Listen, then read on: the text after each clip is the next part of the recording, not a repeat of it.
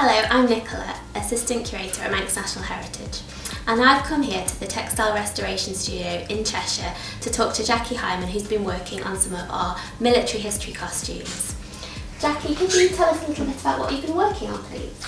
Well, when we received all the costumes, there are 11 uniforms as such, and they're composed sometimes just the uniform jackets, some have got the trousers, and some of them have got the hats, like we've got here, that go with them as well. But each one is an individual. They all demand different conservation skills towards their cleaning and repair work. So it's really quite a challenge working on them, and I'm loving it.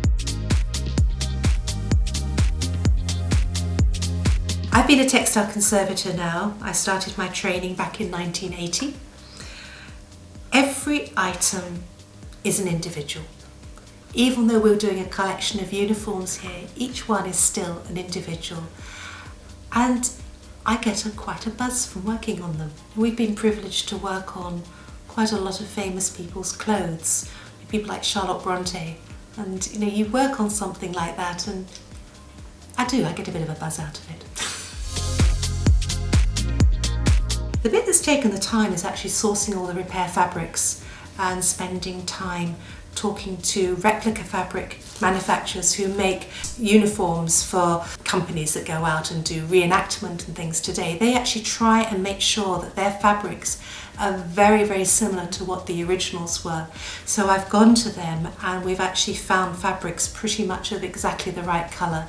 The only problem we've got with some of the uniforms is where they've faded, and then of course the fabric perhaps looks a little bit darker, but we're trying our best to get the colours as near as possible. The other bit that's difficult is the fact we've got missing some buttons. So this is where I'm going to make some replica buttons. I'm actually quite looking forward to making some silica moulds and then using resin to make the buttons, so nobody can ever say that's an original. It's modern materials that are being used.